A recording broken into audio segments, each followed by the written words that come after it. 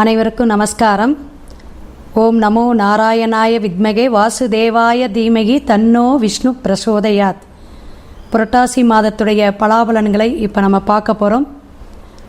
கோவையிலேருந்து கிருஷ்ணவேணிங்க.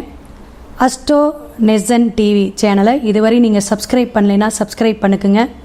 ஒவ்வொரு விஷயமும் ஆன்மீகம் ஜோதிஷம் சார்ந்து மிக சிறப்பாக துல்லியமான பலன்களை மாதந்தோறும் அழகாக சொல்லிட்டு வரோம். அதன் வரிசையில் இந்த மாதம் நம்ம பார்க்கக்கூடியது புரட்டாசி மாதத்துடைய பலாபலன்கள் எப்படி இருக்கும் அப்படிங்கிறத பார்க்க போகிறோம். அதற்கு முன்னாடி நம்ம ஒவ்வொரு தமிழ் மாதத்துடைய கிரக பலன்கள் கோச்சாரமாக எப்படி இருக்குங்கிறத நம்ம தெரிஞ்சுக்கிறோம். இப்போ குரு பகவான் எங்கே இருக்காங்க அப்படிங்கிறது எல்லாருக்குமே தெரிஞ்சதுங்க. ரிஷபத்தில் இருக்கார். காலபுருஷனுக்கு 2ஆம் பாவகத்தில் குரு பகவான் இருந்துகிட்ருக்கார், பயணிச்சிட்ருக்கார். மிதுனத்தில் செவ்வாய் பகவானுங்க. புரட்டாசி மாதம் சிம்மத்தில் புதன் பகவான் இருக்கிறார். சூரியனும் சுக்கரன் கேது இவங்க எல்லாருமே கன்னியில் இருந்துகிட்ருக்காங்க. ராகு பகவான் மீனத்திலையும் சனி பகவான் வக்கரம் பெற்று கும்பத்திலே இருக்கார். இப்படி கிரகங்கள் 9 கிரகங்களும் 12 கட்டத்துக்குள் அடக்கமாக எப்படி அடைவாயி அந்த மாதம் எப்படி பலாபலன் ஒவ்வொரு ராசிக்காரர்களுக்கு அப்படி பிரித்து பலனை கொடுக்கக்கூடிய அமைப்புங்க. கோச்சார கிரகங்கள் பயணிக்கக்கூடிய விஷயமும் ஜனன ஜாதகத்தில் இருக்கக்கூடிய விஷயமும் எப்படி அப்படிங்கிறத வச்சு தான் நம்ம மாத பலன் கணிக்கிறோங்க. அப்படி பார்க்கும் பொழுது 17ஆம் தேதி செப்டம்பர் மாதம் சிறப்பாக புரட்டாசி மாதம் பிறக்குதுங்க. அடுத்து பார்த்தீங்கன்னா 14ஆம் தேதி புரட்டாசி 14ஆம் தேதி புதன்கிழமை மிக அற்புதமான அக்டோபர் 2ஆம் தேதி சர்வ மகாலய அமாவாசை. இந்த அமாவாசை மாகாளய அமாவாசையை பற்றி தர்ப்பணம் திதி எப்படி கொடுக்கணுங்கிற தனி வீடியோவோ போடலாம். அத்தனை விஷயங்கள் அதில் அடங்கி இருக்குதுங்க. திலஹோமத்துக்கு சிறப்புங்க. திதி தர்ப்பணம் கொடுக்காதவங்க இந்த ஆண்டு வரக்கூடிய மிக சிறப்பான புரட்டாசி மாதம் இந்த அமாவாசை தர்ப்பணம் எல்லாருமே கொடுத்துருங்க. முன்னோர்களுடைய சாபம், முன்னோர்களுடைய ஜென்ம தோஷம் எல்லாமே தீரக்கூடிய அமைப்புங்க. மாத்திரு பித்திரு தோஷம்பாங்க. இதெல்லாம் முன்ஜென்ம கருமா, முன்னோர்களுடைய சாபக்கேடு, முன்வழியில் நம்ம ஏதாவது வச்சுருந்தோம்னா பாக்கியாக அதெல்லாம் நம்ம நிவர்த்தி பண்ணக்கூடிய காலகட்டங்கள். அப்போ தர்ப்பணம் கொடுக்கக்கூடிய இந்த அமைப்புக்கு புரட்டாசி மாதம் ரொம்ப விசேஷங்க. அதை விட ஒவ்வொரு விஷயத்துக்கும் அதில் சூட்சும ரகசியங்கள் இருக்குது. இதை விட இன்னும் சிறப்பு அப்படின்னு பார்த்தீங்கன்னா 3/10/2024 வியாழக்கிழமைங்க நவராத்திரி பூஜை ஆரம்பமாக கொலு வைக்கக்கூடிய விசேஷமான அந்த 7 நாட்கள் தேவி பாகவதமெல்லாம் நம்ம சொல்லணும், படிக்கணும். தேவி மகாதேவி தாயார் அவதாரம் தினம் அப்படிங்கிறோம். 11/10/2024 மிக சிறப்பாக வெள்ளிக்கிழமை சரஸ்வதி பூஜை. மகா நவமி அன்று நமக்கு இந்த ஆயுத பூஜை சரஸ்வதி பூஜை பிறக்குது. ரொம்ப சிறப்பான விஷயம். 12/10/2024 விஜயதசமிங்க சனிக்கிழமை பிறக்குது. ஞாயிற்றுக்கிழமை ஸ்ரீ வைஷ்ணவி விஜயதசமி. புது தொழில், வேதங்கள், உபநடனம், கல்வி சார்ந்த விஷயங்கள்லாம் ஆரம்பிக்கிறதுக்கு விசேஷமான நன்னாள். இப்படி விசேஷமான நாட்களாக புரட்டாசி மாதம் நம்ம எல்லாரும் கொண்டாடணும். இந்து தர்மத்தின்படி இந்த வைணவ கோத்திரமாக இருந்தாலும் சைவ கோத்திரமாக இருந்தாலும் சைவமாக மாறி அசைவம் அப்படிங்கிற ஒரு நான்வெஜ்ஜை தவிர்த்துட்டு நம்ம சாப்பிடாமல் ரொம்ப ஐதீகமாக கொண்டாடக்கூடிய மாதம் தமிழ் மாதம், சிறப்பான மாதம், பெருமாளுடைய அனுகிரக மாதம் புரட்டாசி மாதங்க. எல்லாருமே வைபோகமாக கொண்டாடுவோம். விசேஷமான இந்த மாதத்தில் ஒவ்வொரு ராசிக்காரர்களுக்கும் மேச முதல் மீனம் வரை தனித்தனி பலாபலன்கள், பரிகாரம், எந்த பெருமாள் கோயிலுக்கு நீங்கள் போகணும் அப்படிங்கிறத கோச்சார கிரகத்தை வச்சு தான் நம்ம சொல்கிறோம். இது பொது பலனுங்க. ஜனன ஜாதகத்தில் இருக்கக்கூடிய உங்களுடைய கட்டத்தில் இருக்கக்கூடிய கிரக அமைப்பை வைத்து தான் துல்லியமாக பலனை நம்ம சொல்ல முடியும். அதற்கு என்னோடய ஃபோன் நம்பர் டிஸ்பிளேயில் வந்துட்டுருக்கு. நீங்கள் ஃபோன் பண்ணி உங்களுடைய ஜாதகத்துடைய முழு விவரம் பலாபலனை கேட்டுக்கலாம். புரட்டாசி மாதம் ஒவ்வொரு ராசிக்காரர்களுக்கும் சிறப்பான பலாபலனை சொல்லிட்டு வந்திருக்கோம். புரட்டாசி மாதம் கடகராசி நேயர்களுக்கு எப்படியெல்லாம் இருக்கும், அன்பு பாசம் எதையும் விட்டு கொடுத்து போகக்கூடிய மனப்பக்குவம் உடைய உங்களுக்கு அன்புள்ளம் கொண்டவர்கள் யாருன்னா கடகராசி நேயர்கள் தான். எதையுமே யதார்த்தமாக பேசக்கூடியவங்க, மனசில் ஒன்று வச்சுக்கிட்டு வாக்கில் ஒன்று பேச தெரியாது உங்களுக்கு. குடும்ப ஒற்றுமை, அம்மா தங்கச்சி அக்கா அப்படின்னு உறவுகள் எல்லாமே பாசமாக இருக்கணும்னு எதிர்பார்ப்பீங்க. நட்பு வட்டாரத்திலையும் நீங்கள் எதிர்பார்த்து நடக்கக்கூடியவங்க. கடகராசி நேயர்களுக்கெல்லாம் இந்த புரட்டாசி மாதம் விசேஷமான மாதம்தான். ஏன்னா ஆயில்ய நட்சத்திரம் பயணிக்கக்கூடிய அற்புதமான ஒரு நட்சத்திரம் அப்படிங்கிறது. அப்போ கடகம் அப்படின்னாவே காலபுருஷனுக்கு 4ஆம் பாவகம். வீடு மனை வண்டி வாகனம் எல்லாம் அதாவது அமைப்பாக வரக்கூடிய காலகட்டங்கள் இனி வருங்க, கவலைப்படாதீங்க.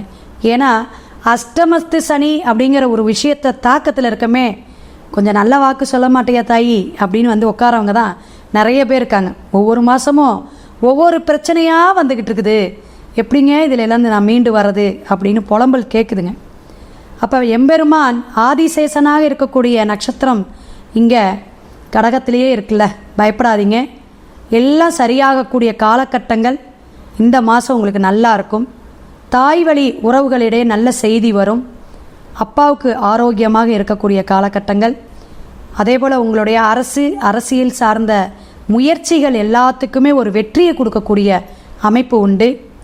செவ்வாய் பகவான் 12ல் இருந்தாலும் உங்களுக்கு பூமிக்காரகன் அப்படிங்கக்கூடிய அமைப்பில் ஏதாவது மனை யோகமோ அல்லது மனை சார்ந்த விஷயமோ உங்களுக்கு ஒரு பண வரவை தரும், தனத்தை தரக்கூடிய காலகட்டங்கள். அதே போல் இந்த புரட்டாசி மாதம் உங்களுக்கு நல்ல செய்தி, வெளிநாடு வெளியூர் சார்ந்த ஏதாவது ஒரு நல்ல செய்தி வரும். அந்த செய்தி ஒரு சுப செலவை கொடுக்கக்கூடிய அமைப்பும், ஒரு சுபகாரியத்தை நடத்தக்கூடிய அமைப்பும், புதிய பொருள்கள் ஆடை ஆபரணம் வாங்கக்கூடிய காலகட்டமும் இந்த புரட்டாசி மாதம்தாங்க உங்களுக்கு. புரட்டாசி மாதத்தில் உங்களோட குழந்தைங்களாம் நல்லா படிப்பாங்க. நல்லா அதிகாலையில் எந்திரிச்சு படிக்க சொல்லுங்கள். அப்போ தான் அந்த பிரம்ம முகூர்த்தத்தில் எந்திரிச்சு படிக்கும்பொழுது தான் நல்ல ஞாபக சக்தி வரும். சரஸ்வதி பூஜையெல்லாம் வரனால குழந்தைங்களை நல்லா படிக்கணும் அப்படிங்கிறத நல்லா ஊக்கப்படுத்தணும். நீங்கள் இந்த மாதம் மிக சிறப்பான மாதமாக ஷேர் மார்க்கெட்டிங்கில் பார்த்திங்கன்னா நல்ல ஒரு அமைப்பு இருக்குது. ஏன்னா சுக்கிர பகவான் சூரியனோட சேர்ந்து உங்களுக்கு சுக்கிரன் சூரியனுடைய அமைப்பை வச்சு ஒவ்வொரு மாத கிரகத்துடைய அந்த நகர்வை வச்சு தான் நம்ம சொல்கிறோம்.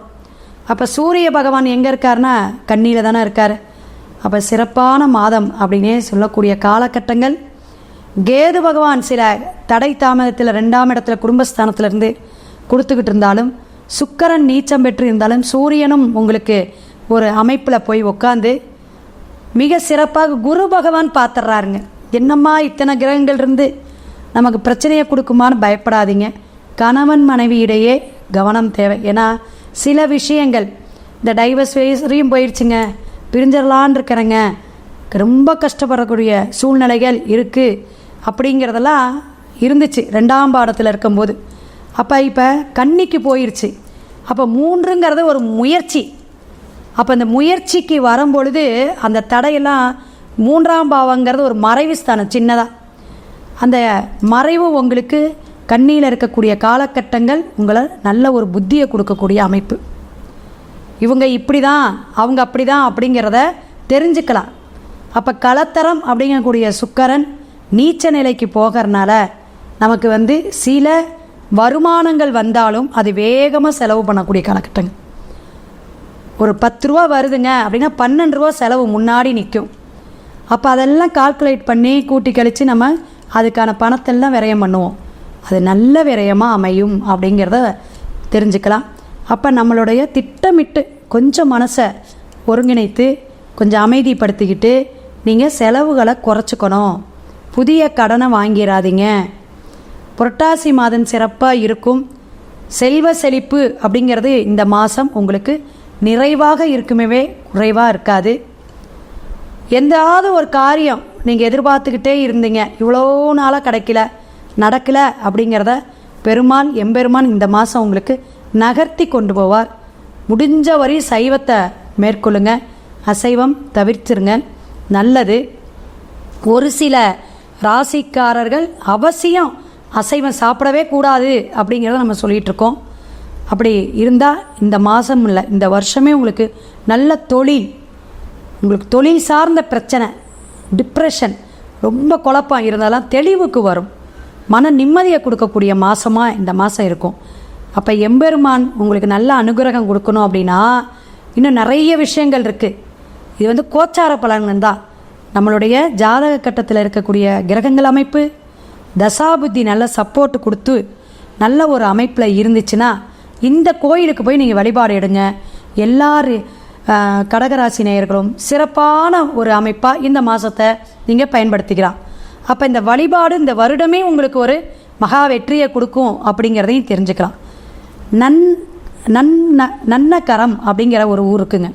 இது எங்கே இருக்குன்னா திருநெல்வேலி மாவட்டத்தில் டிஸ்ட்ரிக்டில் இருக்குது. தென்காசி செல்லக்கூடிய வழியில் 63 கிலோமீட்டரில் இந்த நன்னகரம் அப்படிங்கிற ஊர் இருக்குது.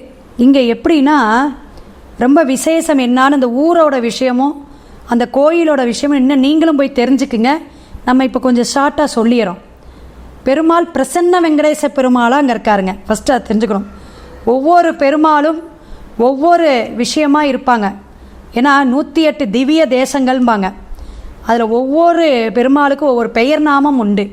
அப்பேற்பட்ட பிரசன்ன வெங்கடேச பெருமாள் இங்கே மிக சிறப்பாக ஸ்ரீதேவி பூதேவி தாயாருடன் குலசேகரர் அப்படிங்கிற ஒரு பாண்டிய மன்னன் ஆட்சி செஞ்சுக்கிட்டு இருக்க காலகட்டத்தில் அவருக்கு ரொம்ப பிரச்சனை வந்துருச்சான்.